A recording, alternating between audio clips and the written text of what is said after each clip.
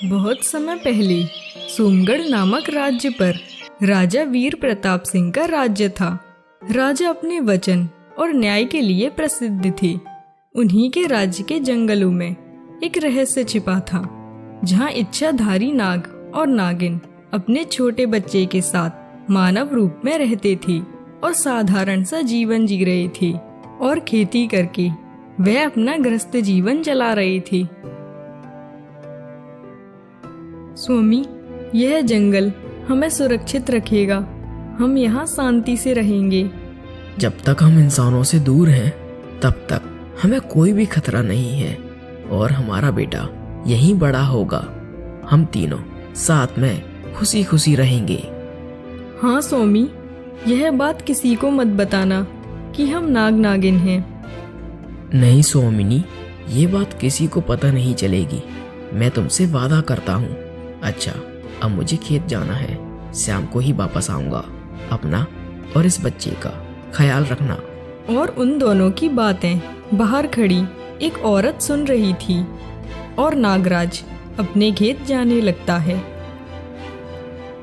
तभी नागिन उसे रोक लेती है।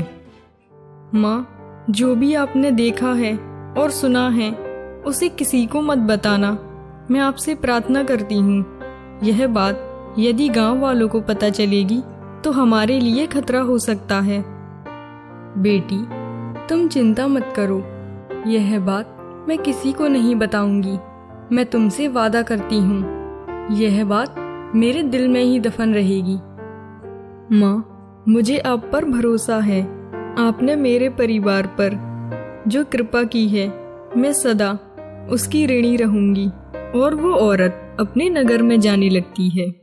अगर इसका राज मैं सभी को बता दूं तो गांव वाले मुझे सम्मान देंगे और हो सकता है राजा भी खुश होकर मुझे इनाम दे। और सुमता ने अपने गांव पहुंचकर वहां के कुछ स्वार्थी लोगों को बुलाकर उनसे कहा, अरे क्या तुम सब जानते हो, जंगल में जो दंपत्ति रहते हैं वह इंसान नहीं, इच्छाधारी नाग नागिन हैं। अगर हमने उन्हें खत्म कर दिया तो हम सुरक्षित रहेंगे। और गांव वाले सुमता की बातों में आ जाते हैं और उन्होंने एक योजना बनाई कि जैसे ही नाग घर से बाहर जाएगा वो उसे मार डालेंगे।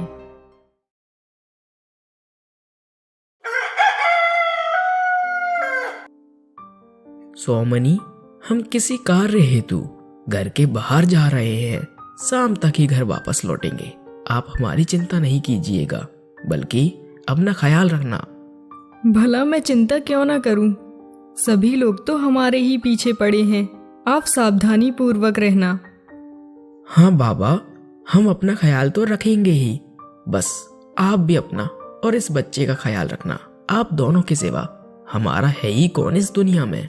और इतना कहकर नागराज जंगल चला जाता है और वहां गांव वाले उसे घेर कर मारने लगते हैं। वह बचने की बहुत कोशिश करता है, परंतु लोगों की संख्या अधिक होने से वह कुछ नहीं कर पाता और बेचारा नाग घायल हो जाता है। बेटी, ओ बेटी, जल्दी जा, तुम्हारे पति को गांव वाले घेर कर मार रहे हैं। जा, रोक ले उन्हें, नहीं तो वो उसे मार डालेंगे। यह सुनकर नागिन स्तंभ रह गई और उसकी आंखों में आंसू आ गए। माँ जी, आपने मुझे वचन दिया था कि मेरा रहस्य आप किसी को नहीं बताएंगी, फिर ये कैसे हुआ? बेटी, सच में तू तो मेरी बेटी समान है। मुझे खुद नहीं पता कि यह सब कैसे हुआ। शायद किसी और ने तुम्हारे बारे में बता दिया होगा। नागिन ने अपने बेटे को गोद में उठाया और रोते हुए जंगल की ओर भागी, लेकिन वह नहीं जानती थी कि सुमता ही इस पूरे षड्यंत्र की जड़ है। और सुमता ने नागिन के जाने के बाद उसके घर में आग लगा देती है। स्वामी, यह सब कैसे हुआ? मैंने आपसे पहले ही कहा था, इन इंसानों पर भरोसा करना ठीक नहीं है। मैं ठीक था, लेकिन वही बूढ़ी औरत जिस पे तुमने भरोसा किया था, उसी ने हमारे बारे में सारे गांव वालों को बता दिया और उन्हीं ने मेरी ये हालत की है। ये इंसान झूठे हैं, बेईमान हैं। अब मैं इसे लेकर कहाँ जाऊं? वो तो मुझे भी मार डालेंगे। सौमिनी, अब समय कम है, तुम ये शोक बाद में करना। पहले हमें अपनी आखिरी निशानी को बचाना है, हमारा बेटा। इसे बचाना बहुत ही जरूरी है। तुम इसे राजा वीर प्रताप के पास ले जाओ, वही इसे सुरक्षित रख सकते हैं, वही इसका भविष्य। और इतना कहते ही नागराज की आंखें बंद हो गईं और नागिन फूट फूट कर रोने लगती है। जैसे ही वह खड़ी होती है, गांव वाले उसे भी मारने लगते हैं। जैसे तैसे नागिन अपनी जान बचाकर राजा के महल पहुंचती है। तुम्हें कुछ नहीं होगा लाल, मैं मरूं या जीऊं पर तुम जीवित रहोगे। नागिन राजा के महल पहुंचकर सारी घटना विस्तार पूर्वक राजा को बता देती है। महाराज, यह बच्चा हमारे वंश की आखिरी निशानी है, इसे बचाना अब आपका कर्तव्य है। मैं आपकी प्रजा में से ही एक हूँ। मेरे पति को निर्दयी गांव वालों ने बेरहमी से मार डाला। मेरा बेटा अब सुरक्षित नहीं है। मैं आपको इसे सौंपने आई हूँ। आप दया करके इसका पालन पोषण कीजिए। तुम्हारा दुख सुनकर मेरा तो हृदय ही भारी हो गया। ये पुत्र अब मेरा पुत्र है, मैं इसे अपना पुत्र समझकर ही पालूंगा। महाराज, आपने मेरे बेटे को अपनाया है, इसके लिए मैं हमेशा आपकी ऋणी रहूंगी। पर मैं इसे लेने वापस जरूर आऊंगी। अभी मैं जा रही हूँ। मैं राजा वीर प्रताप सिंह तुम्हें वचन देता हूँ, जैसा पुत्र हंसता खेलता मेरे हाथों पर सौंप कर जा रही हो, वैसा ही मैं तुम्हें दूंगा। यह मेरा वचन है। और इसके बाद वह नागिन समुद्र की ओर चली गई और वहां जाकर उसने शिवलिंग के चारों ओर लिपटकर तपस्या शुरू कर दी। नागिन के जाने के बाद राजा वीर प्रताप ने अपने बेटे का नाम अर्जुन रखा और नागिन के बेटे का नाम शिवांश। दोनों भाई साथ में पले बड़े।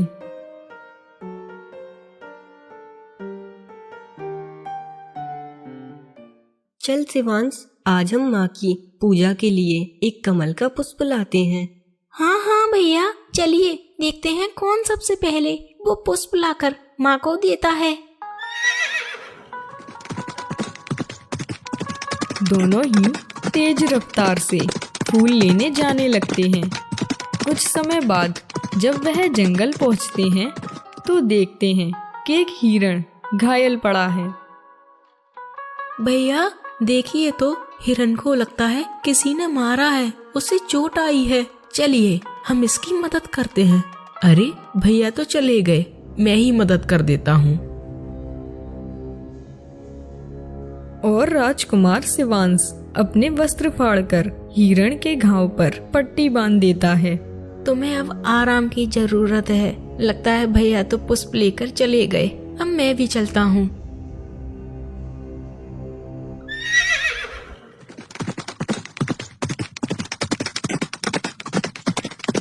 और दोनों ही माँ के लिए पुष्प लेकर पहुँचते हैं। और उसी राज्य में एक गरीब ब्राह्मण रहा करता था।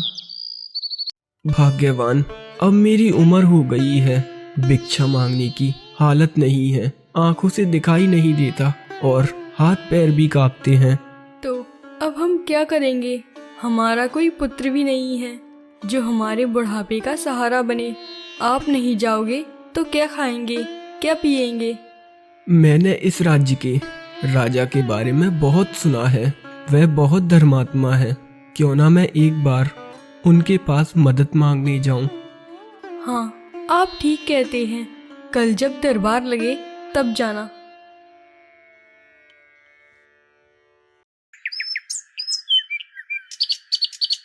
अगली सुबह वृद्ध ब्राह्मण महाराज के महल सहायता लेने जाता है। महाराज, मैं इस राज्य का ब्राह्मण हूँ, मैं आपसे सहायता लेने आया हूँ। कैसी सहायता ब्राह्मण जी, बताइए मुझे। महाराज, मेरी उम्र हो चुकी है, मैं लगभग 80 वर्ष का हूँ, मेरी कोई संतान भी नहीं है। अब मैं भिक्षा भी नहीं मांग सकता।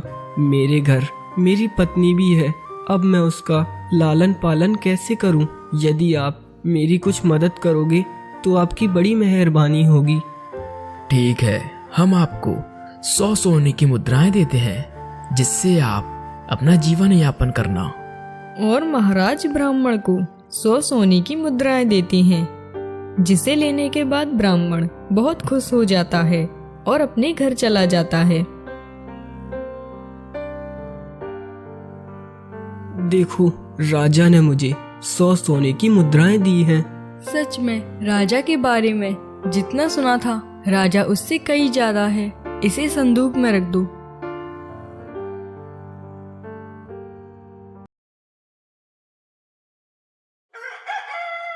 अगले दिन जब ब्राह्मण ने संदूक में देखा कि सारा सोना मिट्टी बन गया है, ब्राह्मण यह देखकर दंग रह गया।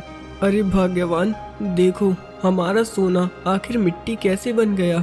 आप फिर से राजा के पास जाइए और उन्हें ये सारी बात बताइए। राजा ने ब्राह्मण को और धन दिया, लेकिन वही घटना फिर से घट गई। तो ब्राह्मण समझ गया कि इसके पीछे जरूर ही कोई ना कोई तो कारण है। सुनिए जी, मुझे तो कुछ भी समझ नहीं आ रहा है। आखिर ये कैसे हो रहा है? इसके पीछे का क्या कारण हो सकता है? ठीक है, मैं अब आखिरी बार राजा के पास जाता हूँ और उन्हें सारी घटना बताता हूँ। और अगले दिन वह ब्राह्मण फिर से राजा के दरबार में जाता है और राजा हमेशा की तरह ही उसे 100 सोने की मुद्राएं देकर विदा करते हैं। मंत्री जी, हमें इस ब्राह्मण के बारे में पता लगाना होगा कि ये सच बोल रहा है या झूठ। और महाराज रात होने का इंतजार करते हैं। रात होते ही वह ब्राह्मण के घर जाकर बाहर खड़े हो जाते हैं। थोड़ी देर खड़े रहने के बाद उन्हें ब्राह्मण के घर में से एक परछाई आते हुए दिखाई देती है, जिनके हाथों में महाराज की दी हुई वही पोटली थी जिसमें 100 सोने के सिक्के थे। ठहरो, कौन हो तुम और इस सोने की पोटली को कहाँ ले जा रहे हो? मैं भाग्य हूँ। जो किसी के भाग्य में होता है वही उसे मिलता है, चाहे कितना भी सोना दे दो। अगर किसी के भाग्य में नहीं है तो सोना भी मिट्टी में बदल जाएगा। इस ब्राह्मण ने पिछले जन्म में बुरे कर्म किए थे, इसी कारण इसके भाग्य में धन नहीं है। मैं यहाँ का राजा हूँ। मैं अपनी प्रजा की भलाई को हमेशा ही चाहूंगा। यदि इनके पिछले जन्मों के कुछ बुरे कर्म हैं, तो मैं तुमसे विनती करता हूँ, मेरे कुछ अच्छे पुण्य इनके खाते में डाल दिए जाएं, ताकि इनका बुढ़ापा सुधर जाए और इनके पास धन आ जाए। बेचारे इस वृद्ध अवस्था में वे कहाँ जाएंगे? राजन, हम ऐसा कर तो सकते हैं, लेकिन एक बात हमेशा याद रखना, जितना तुम अपना पुण्य उनके खाते में दोगे, उतना ही पाप उनके खाते से तुम्हारे खाते में आ जाएगा, और जिसका परिणाम तुम्हें ही भोगना पड़ेगा। ठीक है, हमें स्वीकार है। और जिसके बाद सोना वापस ब्राह्मण को मिल जाता है और राजा वापस अपने राज्य लौट जाते हैं। काफी समय बीतता गया। अब दोनों युवराज 20 वर्ष के हो जाते हैं।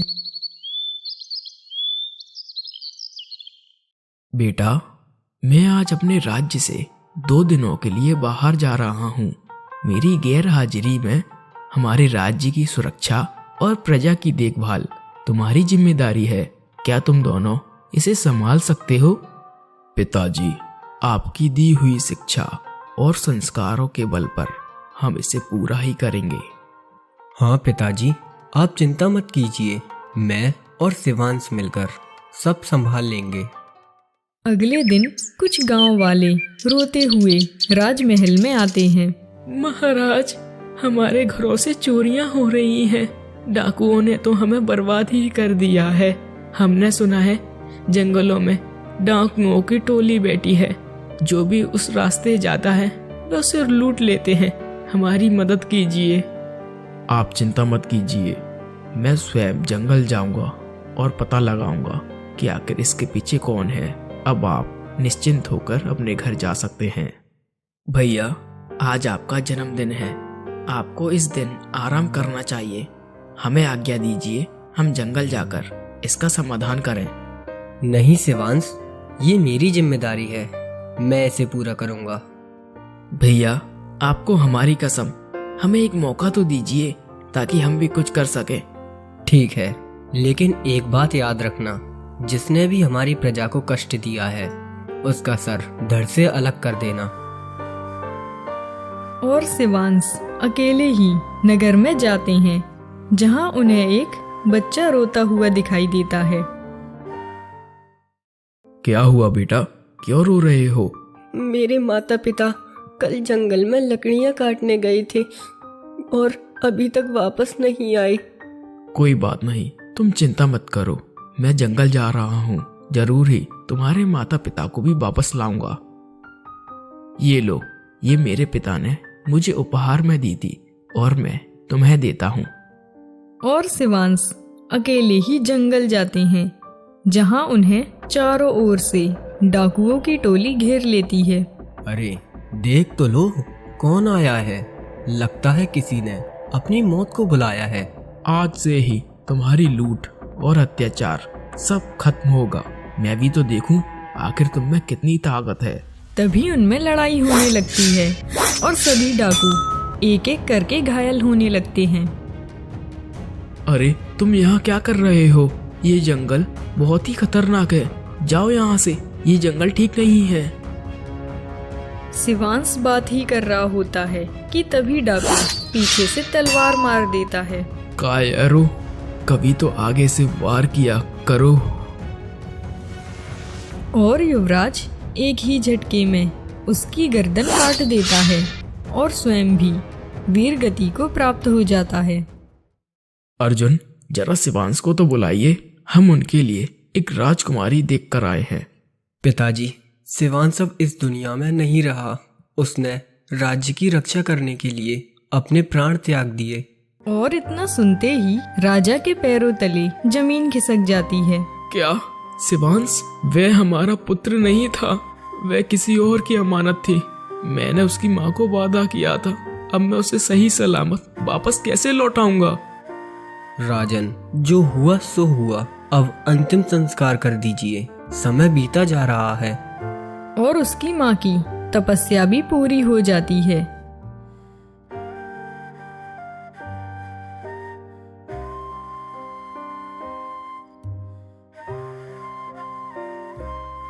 महाराज, आप कहाँ जा रहे हैं? बड़े चिंतित नजर आ रहे हैं। मेरे पुत्र को बुलाइए, आज मैं उसे लेने आई हूँ। और महाराज उसे सारी सच्चाई बता देते हैं। नहीं महाराज, आपने वचन दिया था, मुझे तो मेरा बेटा वापस चाहिए, वो भी जीवित। मैंने आप पर भरोसा किया था। हमें क्षमा कर दीजिए, हमसे बहुत बड़ी भूल हो गई, हमने आपका भरोसा तोड़ा। आप हमें 2 दिन का वक्त दीजिए, मैं अपने प्राणों को देकर आपका बेटा जीवित करूंगा। यदि मैं ऐसा नहीं कर पाया तो मैं भी अपने प्राण त्याग दूंगा, ये मैं वादा करता हूँ आपसे। तब तक आप इसी महल में रहकर प्रतीक्षा कीजिए।